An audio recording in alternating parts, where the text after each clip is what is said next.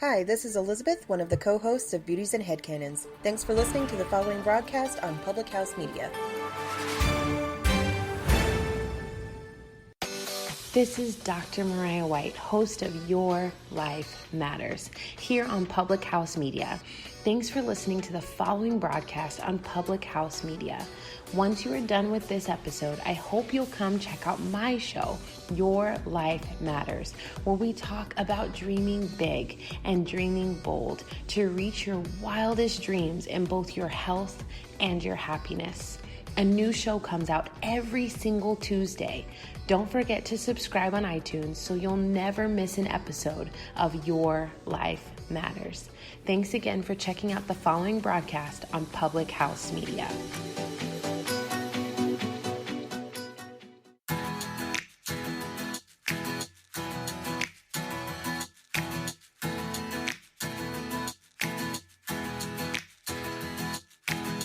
What is up, Rewritten? It is Julianne Condia, your host. Thanks for tuning in. If you are a new listener, this is what this is about. Rewriting your story. No matter your circumstances, no matter your past, no matter what, you can live a life that is full of growth, life that is healthy and happy, a life that doesn't set you back, and a life that makes you feel like you're on fire, that you're intentional, grateful, growing. You can have that income that you desire. I do have to say, though, that no amount of money can change your circumstances of happiness. And something that I heard a couple weeks ago was, nothing needs to actually change for you to be happy. Isn't that such a good reminder that increasing your paycheck, losing weight, it's not when the result comes. It's in the choice of that moment of pursuing a better you, but nothing actually has to change for you to be happy. And I think that that is just a beautiful reminder. But Rewritten is just a space. It's a community. It's a podcast to remind you of your power, to remind you of your greatness, and that your limitations, they're only there to be overcome, not to hold you back, and that you can indeed do whatever you want. And sometimes we can get so blindsided by other people's success. We can get so stuck based on our mindset and our thought process. We can get so held back by the work. And I just want to be that constant reminder to you that you're unstoppable, that you can truly do anything. And I can't really just pump you up with some motivational words in order for you to believe that. I mean, I can, but nothing is going to change if you're not going to change. And I just think the simple best practice of getting anywhere is simply just taking the step. So if you've been thinking about starting that workout, just do it. If you've been wanting to cut out social media, just do it. If you've been thinking about calling that friend because there's some unresolved things going on, but something in your heart is just telling you that it just doesn't feel right, call them. Just do it. Take the action, take the step.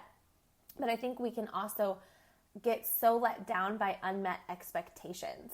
I think if there's anything in marriage, I was giving this advice a few weeks ago, is that we can let these little things build up and get so frustrated at the person who loves us the most because of an unmet expectation, an expectation that they didn't know that you had, right? I don't even think that's just in marriage. I think that's in friendship, right? If you are looking for something, if you're looking for a financial blessing, be a financial blessing. If you are looking for deeper, better relationships, be a better friend. That's how that works.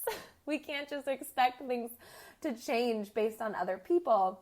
We have to be willing to do that work. And I'm just grateful that you're a part of this society, because I just think we need that reminder, because it is so easy. It is so easy to be so held back because of our own thoughts. And I think about this a lot, and I actually was able to hear from someone that it was so good, because I feel like I've been mentoring on this. It's just wild how things align, and it's so wild on what you focus on really does become your reality. Because something I've been finding myself saying to people that I mentor is we have to ask ourselves better questions. And so when I was listening to this presentation, which was absolutely amazing, he said, Brad was his name, your thoughts are always the reason. Your thoughts are always the reason. Your thoughts are the reason that you feel the way that you do. Your thoughts are the reason why your life is the way that it is. Your thoughts are the reason your body is the way that it is, or your health, or whatever, your confidence, your relationships, everything. And I just found this so fascinating. We have to rewrite the way that we respond. We have to really work on this. Whatever you repeat, you will believe, whether it's true or not. So if you are saying, why am I such an impatient mom? Your brain is searching for the answer.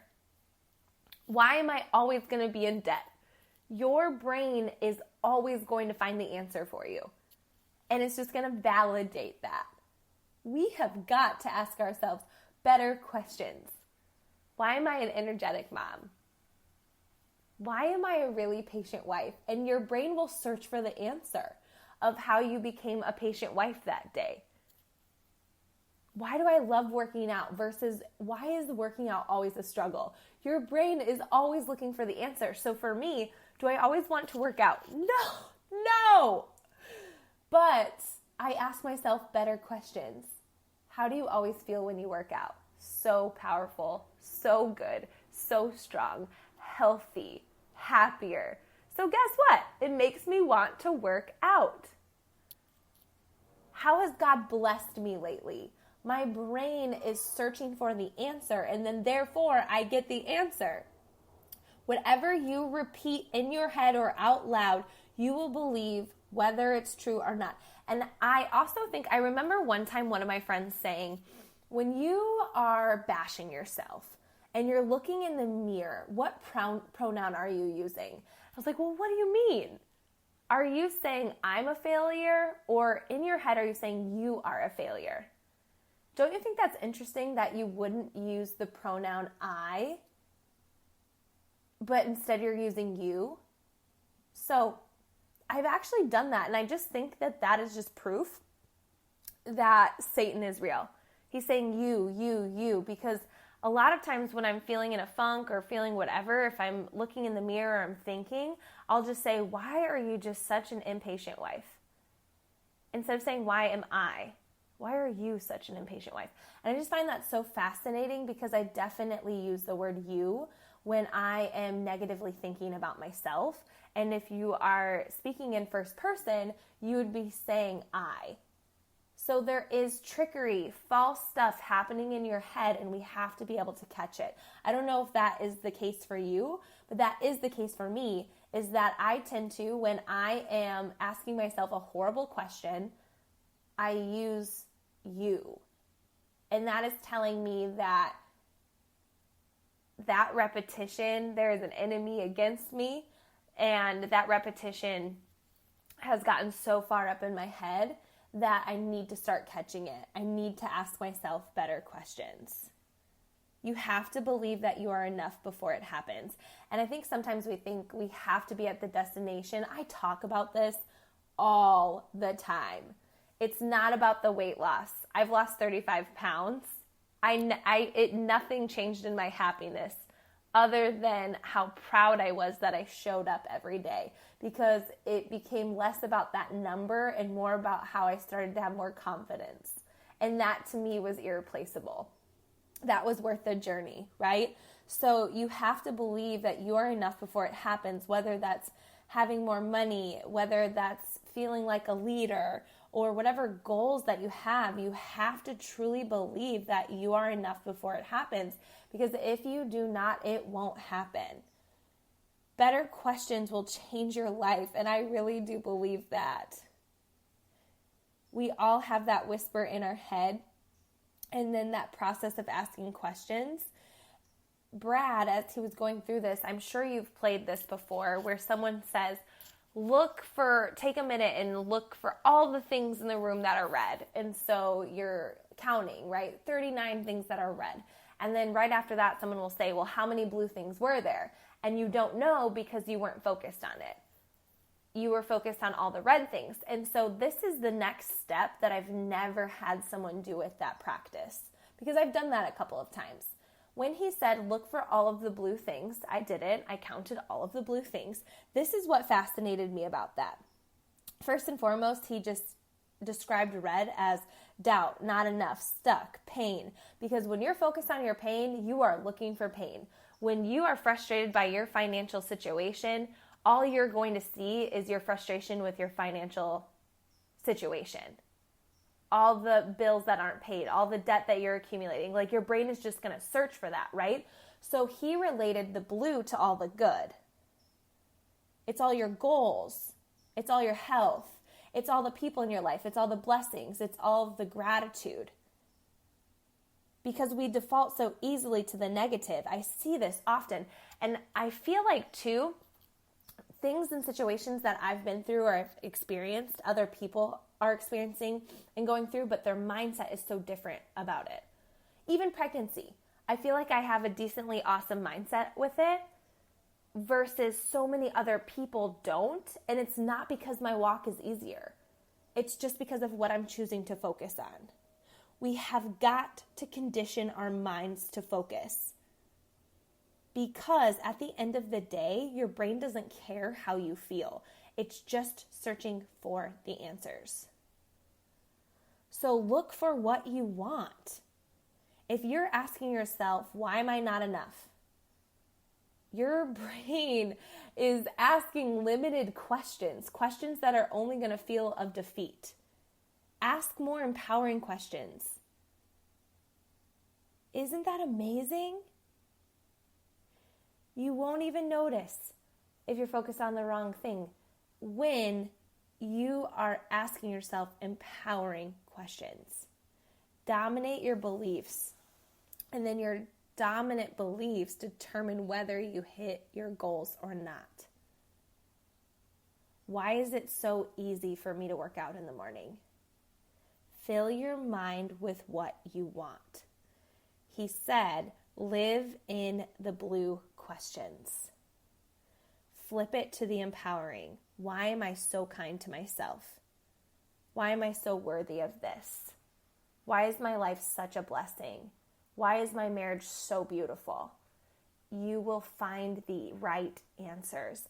And that, my friend, is the secret sauce to living a better life. I have been doing this. Ask yourself better questions, Julianne. What is all the blue stuff going on in your life? And I've been searching for that. So when I wake up in the morning, I'm searching for the good. I'm looking for the blue. I'm flooding my mind with better questions. Why is it so easy to be a loving wife today? And then guess what? I'm more intentional about being a loving wife. Why is it so easy to fall in love with my spouse? Why is it so easy for me to be present today? Why am I such a good friend? This will make your life better. I promise. I cannot wait to hear how this episode spoke to you. Thank you for tuning in. Thank you for listening. You are wonderful. I will talk to you next week.